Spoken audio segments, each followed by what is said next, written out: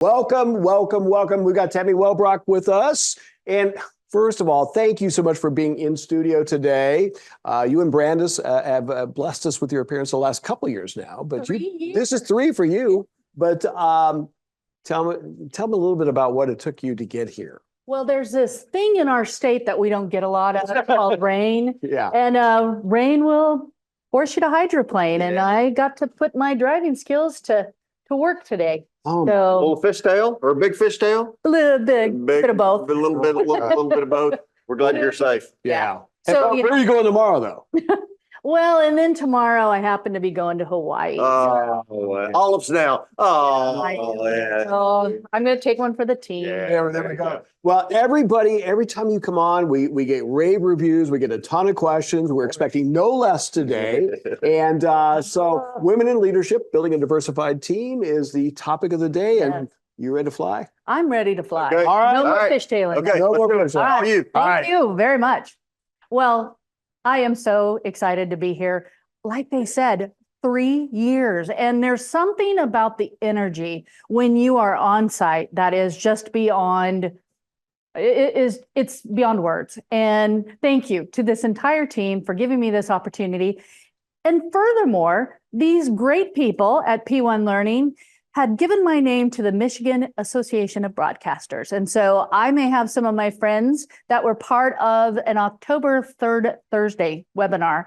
Yes, this is the same webinar, but I've got it spiced up a little bit more. So don't you be leaving. I've got more to share. So, you know, this is a topic that is very near and dear to me.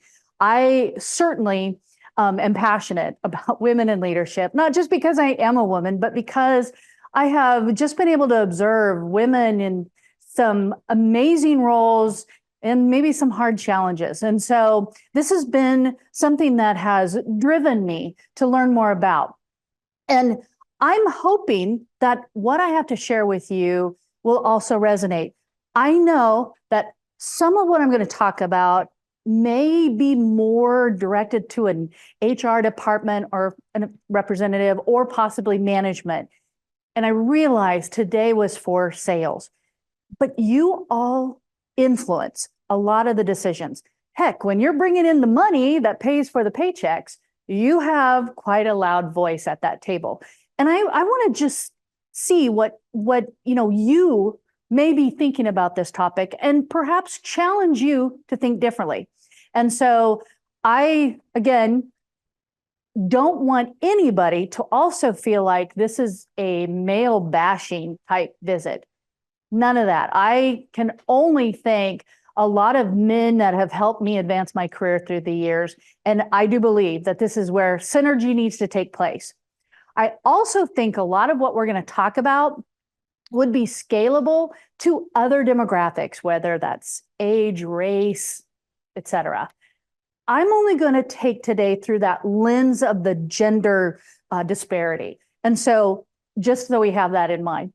And then, of course, I definitely need to share a shout out before I continue to Eagle Radio, because Eagle Radio and my husband, I'm sorry, I have to do that plug, everybody. Hello, Gerard. Please don't grade me too much on this. So I am Mrs. Gerard Wellbrock. Some people call me Tammy, but I have had, I think, a career at being a freshman. I perfected that. And I really enjoyed the different experiences that has brought me. You're seeing all that on the screen. I don't want to repeat what you can already read, but what that experience has given me is I myself have experienced and dealt with some of these challenges that I'm talking about today. They're real. They're real to me. But I've also observed it happening to other women. And there are suggestions that we're going to talk about that maybe are at an organizational level. And then there's some things that are probably at that personal level, because I do believe sometimes we, whether men or women, get in the way of our own success. So we're going to talk more about that.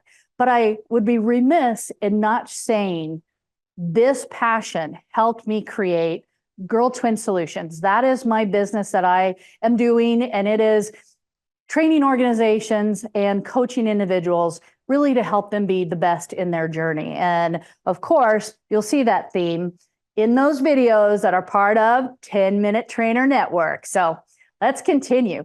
Oh, but I do want to say, throughout all of this, and maybe you will find this too, this is not a time to get mad. It's a time to be curious, that spirit of exploring deeper as to why there is a disparity. I want you to get educated, and hopefully we'll educate you a little bit more today. Oh, so there are some good things.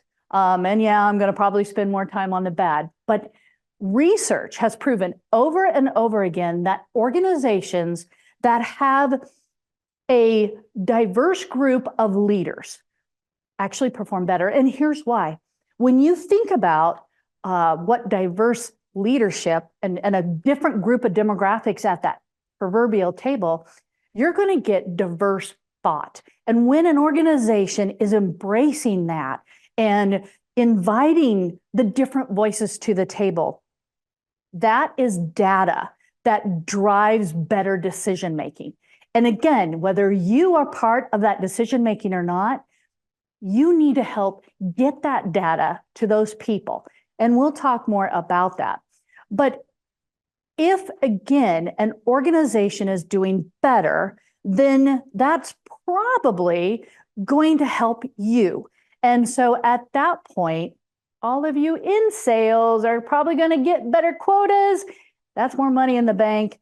Your organizations are also going to be happier. So let's continue to talk more about all of that. But dang, there's some things that women are still facing. And it's very obvious that there is an inconsistency or a difference in the number of men that are at senior or leadership positions than the number of women. That's a reality. And I'm going to actually be able to show you here later that while it is a reality, there's not one reason as to why this is happening. Again, that aspect of you getting educated and you getting deeper into this conversation is certainly going to be huge. And we're going to talk a little bit more about some of the things that are on the screen. But unconscious bias is something that I really want to bring attention to here in just a few seconds. Some of you have heard of the glass ceiling. And I'm not even sure that actually is a concern today, but its ugly cousin is, and that's called the glass cliff. What that means is there are some leadership positions that have either a responsibility or a task that is so large and daunting. A lot of men will identify the risk and then they will bypass that opportunity because they see it as too risky to step in. But women, on the other hand, when they don't get the same opportunities for leadership, and now they see there's an opening, I know that there's risk attached, I can see it, but I can't afford not to apply. And then what happens is this position or this duty was set for failure from the beginning. And then it perpetuates this myth that women can't lead. See, so-and-so failed at her job. And then they end up really getting the blame and shame of something that was beyond theirs to fix in the first place. And so there's a lot of, that's one reason why some of the disparity is occurring today. I think I'm so fascinated with how do people, anybody, but certainly women, what are we doing to get in our own way of success? And I admit, I've done some really silly things in my career, and it may have harmed my advancement per se. But there's a lot of different things that women are doing to perpetuate, and it's not necessarily somebody else applying this to them. And so something that I think is really powerful here is the reality that women won't apply for a position, a leadership position, until they are 100% capable. They've got everything down that is required for this job. Men, on the other hand, they will apply for a job even when they only meet 60% of the qualifications. That's a big difference in terms of keeping women themselves from advancing.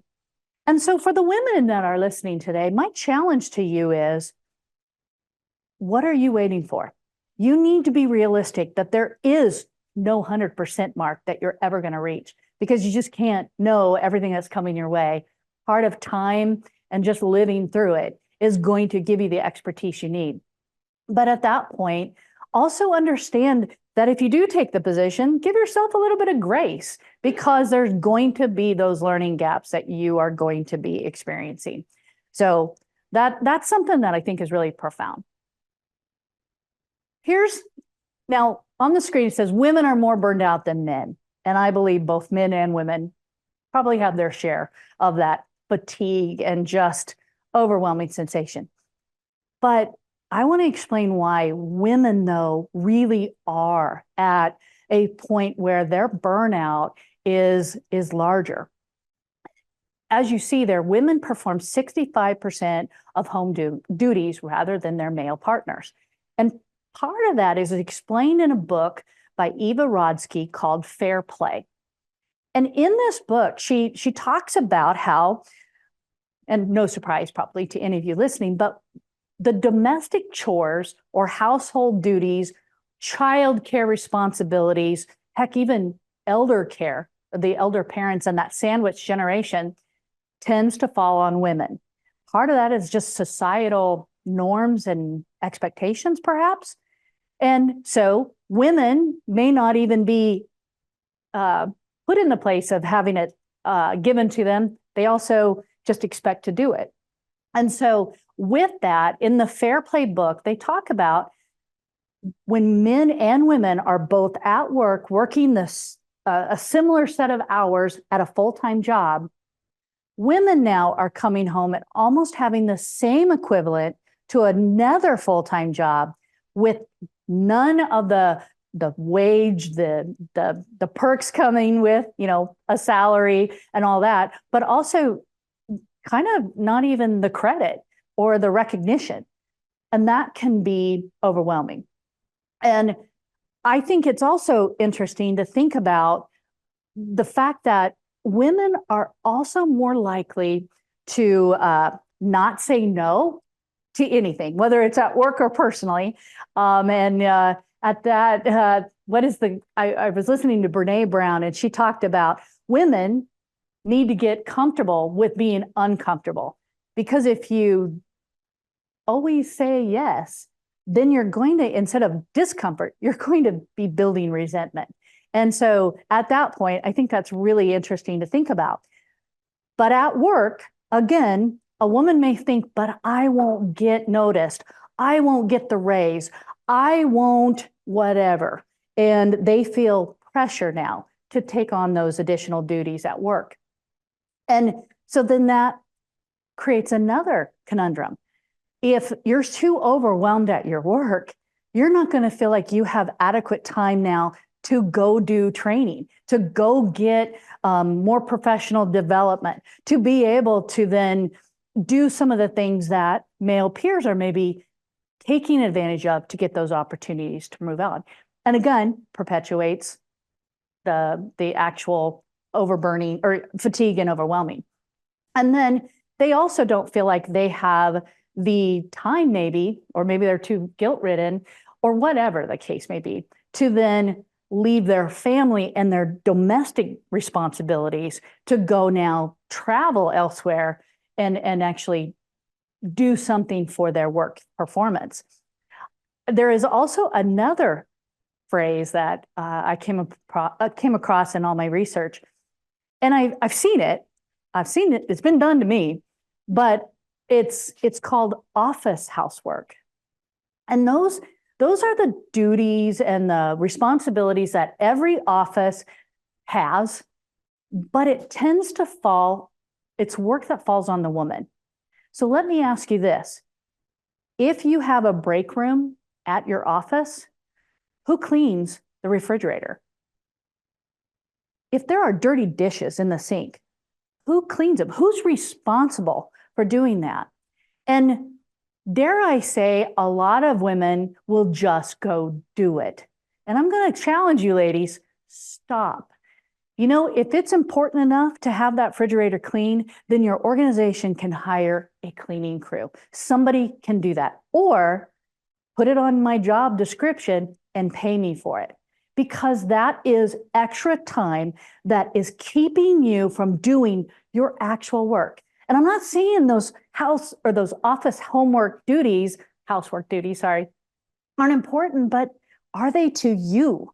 And so I would challenge yourself to look at what you're doing. I want to share something that did happen to me. And this may seem silly, but it was really hurtful. And so picture an environment of office cubicles and lots of men and women in these cubicles. I'm in the middle. And our manager starts walking down the cubicle aisle. And I happen to notice, and I see that he's coming my way. Oh my gosh, he's going to come talk to me. I never have him come talk to me. This is so exciting.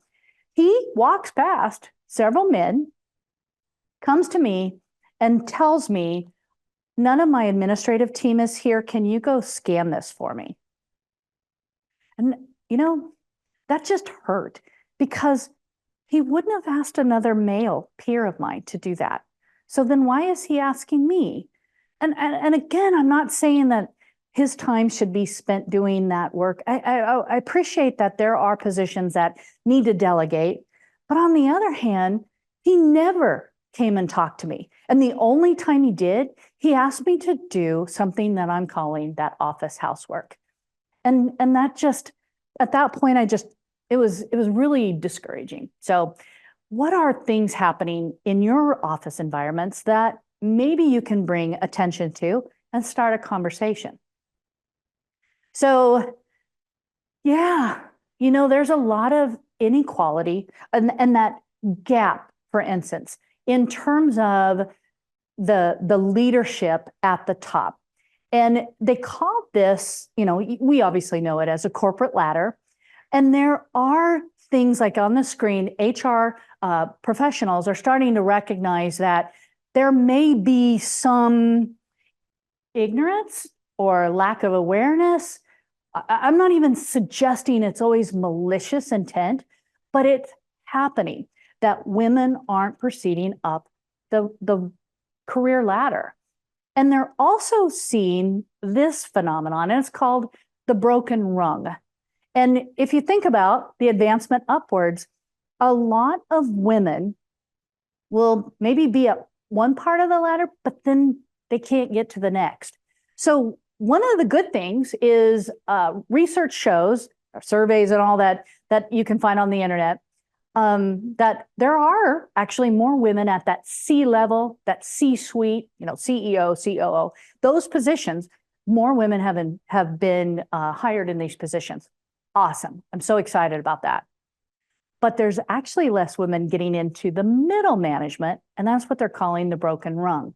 So that means we don't have feeders, with women feeding into replacing other women, and possibly a lack of women in the future are going to be at some of these major decision-making tables.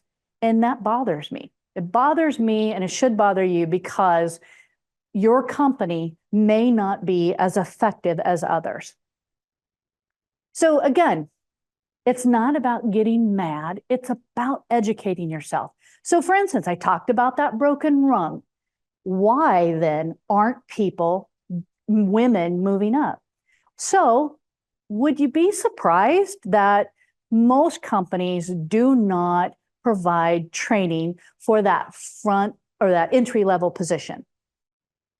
They tend to wait until somebody is promoted up that ladder, and then they give them training. They invest more in that employee. And I do think most of you would equate that investment in me by my company, my organization, is going to empower me. I think you can see that correlation. But the broken rung happens a lot at that entry-level position. If you consider that there are a lot of women that tend to be, not saying they should be, but there are statistically more women at the front of that entry-level position than there are men. But then furthermore, if there are men at that level, they tend to have male leaders reach out and then offer to mentor or sponsor them. And that makes sense. I get the comfort level of a man wanting to find another male to be able to, help create a new legacy, help mentor somebody that might take their job someday. I get that. And I love that that's happening. But if women at this level are waiting for women at this level and they don't exist, then this level of professional is not getting developed. So again, that act of not actually providing the training to those women or to the entry-level positions is harming women more than men. I hope you recognize that there are a lot of different factors, and there's more than what I've shared, but it's certainly impacting gender disparity. Excuse me. For instance, women are less likely to negotiate for a raise. They're less likely to negotiate for a higher wage at the time of hire. They're less likely to go and talk to their boss about different, I'm ready to move on and those type of things. Again, there's so many things that are stopping the progress of women professionally advancing in their career. And when you can't diagnose the problem, you then don't maybe find the right solution to fix it. And I've got some things that we're going to talk about. Hopefully it can give you some answers. But again, it starts with your curiosity. Before I do that, have you ever heard of the Great Breakup? Well, let me tell you more. After the pandemic, October of 2022, there was a phenomenon where they saw women leaving jobs, organizations in huge numbers to go find a different organization that prioritized flexibility and well-being. And this follows the heels of 2 million women leaving the workforce during the pandemic. 2 million women left the workforce. They're not looking for work. They're not being hired. And why then would we not consider something that they're wanting, like flexibility, like well-being prioritization, and risk not even hiring an entire half of the population that can come work for you? I don't know about you, but in our state of Kansas, we have record low unemployment numbers. Maybe you know this, maybe you don't, but anything under 4% is the unemployable for whatever reason. That's an economic formula that has come forth that I've often heard. But we're at 1.6% unemployment. I may be wrong on that number in our county.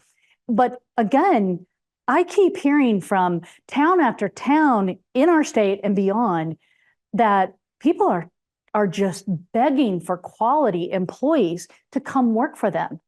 So then why wouldn't you explore something new in your company that might retain and recruit women that are quality candidates? So let me share why some of this is happening. Women they're tired of working in places that they feel underappreciated, and they really do want flexibility. I mean, frankly, I think men and women both want flexibility. But when you think about some of the things that may take place at a work environment, such as microaggressions, I'll explain more. Those don't happen as much when you're remote or hybrid. But also the fact that they believe that there is just maybe another opportunity elsewhere that might give them the ability to either advance or develop themselves, both personally and professionally. There's no one size that fits all. This is, I think I've shared that. It's complicated. It's messy. A lot of times people are very uncomfortable about the topic. And, at that point, I think it's interesting. If we do want to make progress in our company, progress or moving that needle may not always look harmonious. It may not feel good. But progress, and the way that I define progress is when you are achieving the goals that you set out to achieve. And that could be at that organizational level or at that personal level. So here's 3-tiered approach that I want to share with you: employee benefits, career development, and professional training. And I'll go a little deeper in each. So let's start with employee benefits. Making this culture is certainly got to be prioritized. This culture that is psychologically safe for voices to be heard, to be able to do almost an internal audit and review the things that may be happening that impedes that development of women. So look where there are gaps. Look where workloads are overwhelming. Look where duties are not being served or achieved. And consider the fact that there may be necessary changes that are required so that you can make progress. And when I'm talking about things like policy and procedures, those changes there stay beyond employees leaving, management leaving, whoever, HR officials leaving. That's more sustainable than just trying to do different practices. So how can you also not just make the change, but keep positive change so that you continue to advance? And it starts with just awareness. It starts with just looking at your company through a lens of intentionality and purpose. So continue thinking about employee benefits. There's a lot that I could have gone into, but I think it's also really crucial to recognize in our multi-generational companies, we've got some different challenges at different seasons of our life. And I'm intrigued by one that I'm sharing with you, but if you've had a child, and I've had one, I think back to some of the hardest time balancing my work life and my professional life was when I became a new parent. And what's fascinating, this impacts both men and women. And so there are 1 of 3 women that consider leaving their company when they've had a baby because of the discomfort that they may have felt, or maybe just some things they've observed from other women having babies. A lot of women, actually, when they're surveyed, and I don't have the statistics there, but a lot of women talk about once they announce that they are pregnant at work, things change. Sometimes it could be for the good or better, and sometimes it can be for the worse. And so, but I also think it's important to think about, how are we supporting dads? Do we offer a paternity leave for dads? I think that's becoming more of a conversation in today's world, but there's still some stigma. We don't even encourage, I think, young dads, new dads, whatever the term would be. We don't always set that culture that we also give them the safe space to go be home and be part of this journey that is as important to them as it is their own child and of course, their family. Now, let me, though, share this with you. Would you be surprised to hear that many women probably find the most important area of flexibility is being able to pick up their child from school? We already shared that more women are probably doing those childcare roles and responsibilities. So let's just assume that more women are picking up their children from school. What if you offered that flexible time to let them be gone? And I'm thinking more of a smaller town, rural, but I'm guessing it takes probably 15 minutes in our hometown to be able to go and do that. Yeah, we can drive across our town pretty quick. But even if it took a half an hour or a little bit more, and you've got a quality employee there, isn't it worth working with them? So I challenged this with an HR group. I gave this presentation with them. Ironically, it was a group of all women. And I challenged that, hey, maybe this is something to consider. Again, putting in a policy so that it's sustainable. And their reaction was like, I asked them to cut off their right arm. It was just, oh my God, no, we'd have to close down our company. And I'm like, what's the reality in that? I was probably one that had to go pick up my kid, but I wasn't able to have other care. So I utilized the after school care that was already part of the district's offerings. I didn't need to pick them up at 3:00. And there's going to be people that have a partner that's able to do it, maybe a grandparent. It's not going to hit all employees because they're at different seasons of life. So something just simple as allowing that flexibility is what I'm challenging you in your organizations to start talking about. What could we do? I'm not suggesting that's what it is you do, like offer the 30 minutes at 3:00 or 3:30, whenever. I'm just saying, if that's important to your employees, would you consider it? And I hope you would. Career development. Again, I shared earlier that some of the most powerful ways of reward for an employee is when they're invested in. It's very, I mean, that's a key component with a lot of people. Certainly, the younger generations want their employers to give them the opportunity to grow. You know, that I think that old belief that, well, if we train them, they might leave us. That's out the window. You need to be able to invest in your employees.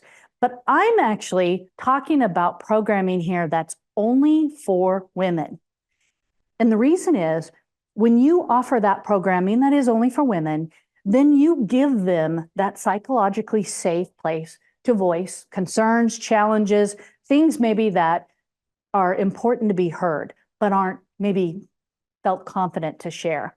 And so when you can give that support or that programming for women, it helps identify the key factors that women and men work differently, good, bad, or otherwise. That's some reality that we need to embrace. And so if we were to possibly offer leadership training that may explore something that is less of that traditional masculine style definition of leadership, that actually may be helpful to your organization.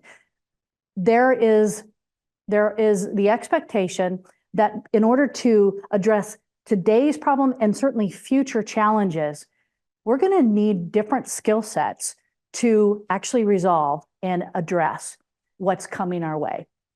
And that's going to take skills that actually women have exhibited more frequently in their work environments. And that's taking care of people. That's more of a creative problem-solving approach. It's more participatory decision-making and a slew of other things. And so this might give you an opportunity to just explore different ways of looking at your company.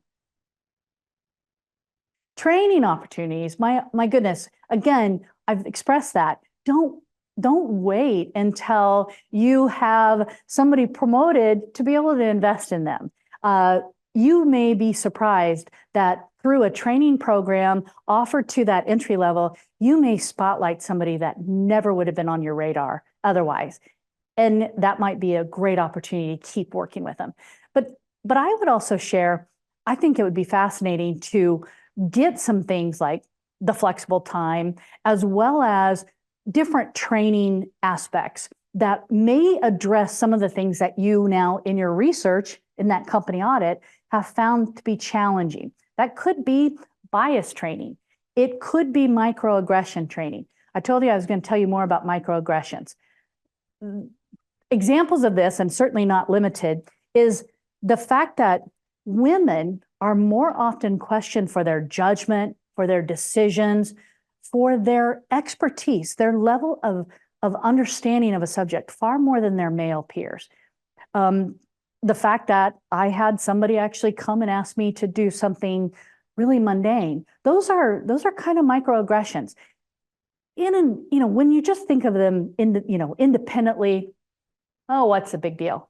But when it happens over and over and over, that's really discouraging. I mean, and demoralizing by all means. What if you offered training for that? And I cannot get past this slide without promoting the TMT, the 10-Minute Trainer Network. Good stuff is there. Yeah, I'd like to say my stuff is pretty good, but there's really, really good stuff. And it's available to all of you. If you don't have it in your organization, find somebody in P1 Learning and discover how you can get it for your team.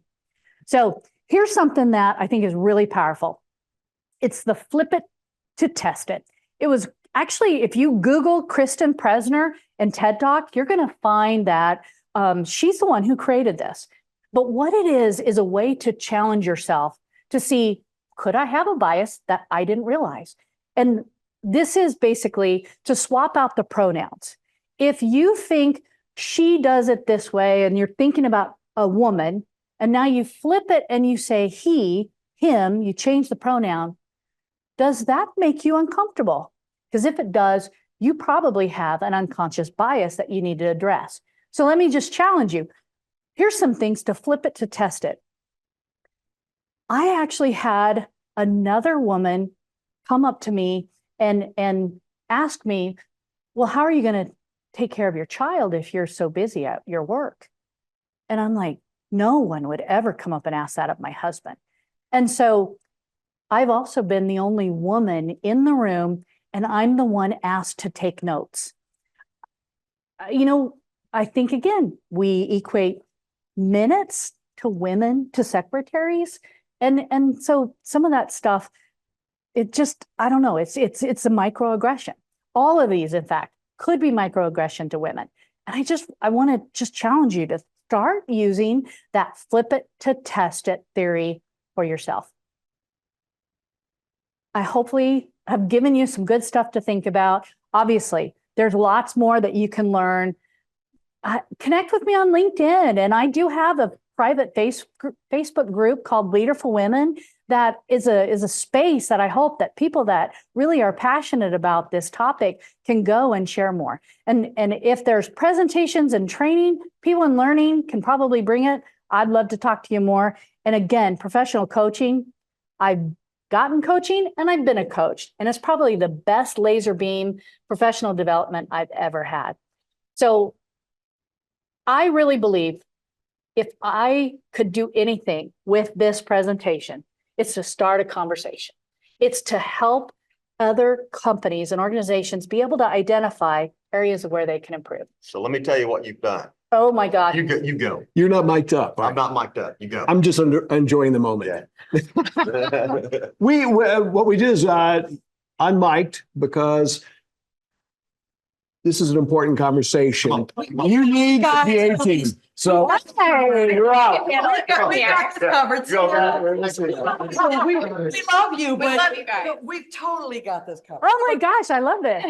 Thank you for everything you shared. And I have to admit, I mean, not only do we have the women as a unique group with unique thinking, unique talents, unique needs, unique ways of things that every company needs as part of its culture, its dynamic, its productivity. But I was also laughing at, I mean, between Delta and I, we have different age groups of women coming through different generational cultures. And as you were talking about so many things, and you and I are a little closer, and so I was like, yeah, did that, yes, asked to take the minutes. And I'm a terrible minutes taker. They never asked me again, but I'm the only chick in the room there for, oh yes, yep, had that, yep, had that. And Delta, I was kind of looking back at you one point, how many things she was talking about were you like, yep, been there and seen it? There's been a lot of things like that. As a remote worker, I would love it if I could get my bosses to hire me a maid so I didn't have to do all of my cleaning around my office. But I know, there's only definitely been times when I've been asked to take notes in a room full of men, or when I've been asked to bring something for the potluck, and I'm like, you don't really want to have my cooking. Trust me. I've been There's asked someone else that's better for that. I've been asked to design the office and I stink at that. Just ask my husband. Yeah. Yeah. Being a lady doesn't necessarily mean that I have that yeah. skill. But, and I wondered, I was wondering, the COVID and all the remote work brought so much flexibility to all kinds of workers, different ages, different generations, male, female, non-binary. Do you find that the remote options and the coming into work, the office some days actually lent itself to the flexibility women have been needing for generations? It's an interesting topic. And I will first say, I don't think I would work at a company that didn't offer that flexibility. But I'm also in my 50s. And what I'm finding with both men and women, Right. that especially when they're younger, that you're younger, but I'm saying right in entering the workforce, so much good things, so many good things, and comes from mimicry, and the ability to observe. And we do remove that piece with remote. That's why I'm probably more of a fan of hybrid, just personally. Yeah, because you lose the mentoring opportunities with others in the workplace from whom to learn. And that, I call it the water cooler talk. You're walking down the hallway and you see somebody and you're like, oh yeah, I need to talk to you. Or, oh, I have a question, and you might feel more comfortable. We did it this way at my last job. How do you guys do it here? Those Ladies. brief little conversations. Yes. Oh, we Hi, have Jen instead Hi. of Brian. Yes. Some of the questions big that have been deal. coming in. I'm sure there are many. Yes, please share. Hi. So one of the questions that was asked is, what advice do you have for aspiring female leaders looking to navigate the challenges of breaking into the leadership roles within companies? Oh, wanting to get into leadership roles. How do you navigate that? So I'm assuming, I'm taking this from that this is women wanting to get, not an organization trying to get women up there. Yes. So that's, but first of all, have the courage. Oh, let me talk to you. I'm not needing to talk to Jen. Sorry about that.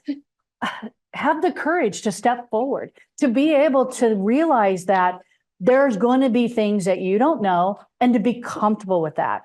That's part of it. Fake it till you make it is a big aspect, but I want to hear what you guys think. Well, I will say on one that have some mercy for men who have grown up in a corporate atmosphere, a company atmosphere that has been very man dynamic and has been top down for generations, that there are some really great men who are not sexist, who want to work better with women, and they don't know how. And I'll give you an example. I had a boss once who I remarked on that the women management in the company felt that they didn't have the time with him that the dudes had. Yeah. And he said, my door is always open.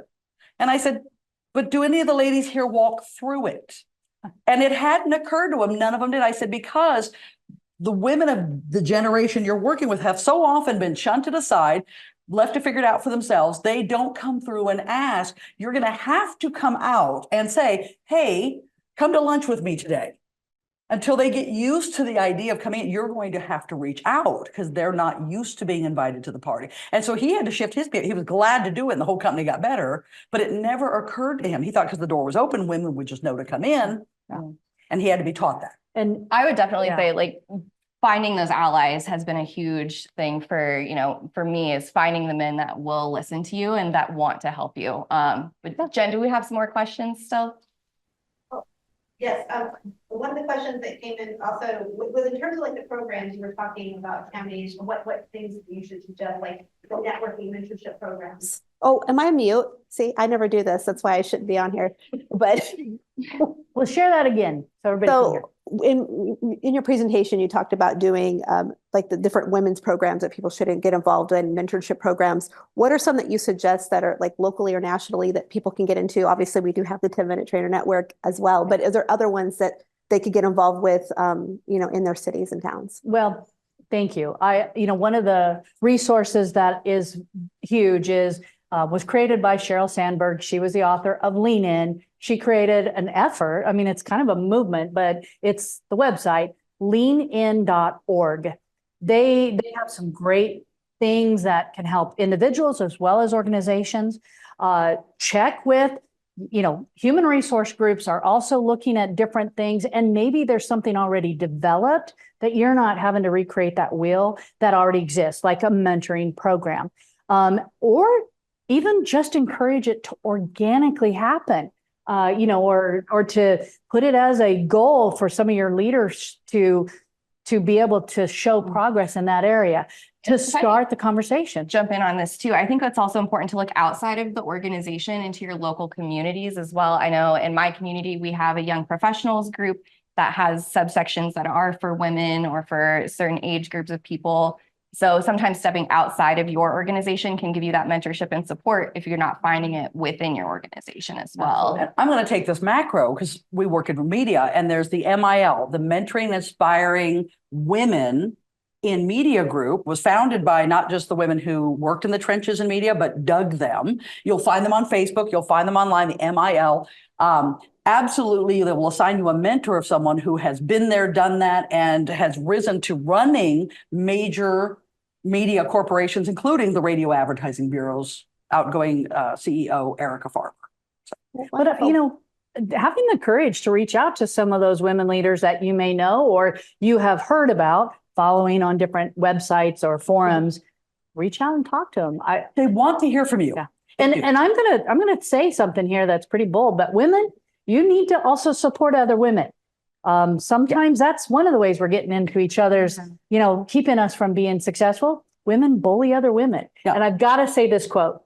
Madeleine Albright had this quote that there's a special place in hell for women who don't help other women. Yep. All It's not pie. More Sorry. for you is not, more for them is not less for you. Exactly. And I did All want to right. say one thing of Jen. You said, I was on mute. This is why I shouldn't be doing this. No, Brian has muted himself too, and he does this all the time. So it's why you should be doing this. If we make a mistake, nobody dies. Oh, well, thank you. Well, thank you so much, Tammy, for doing your presentation. We really guys. appreciate you. Guys, Thank you, thank Delta. you. Thank you, What's up Brandon. next? Good luck with everything.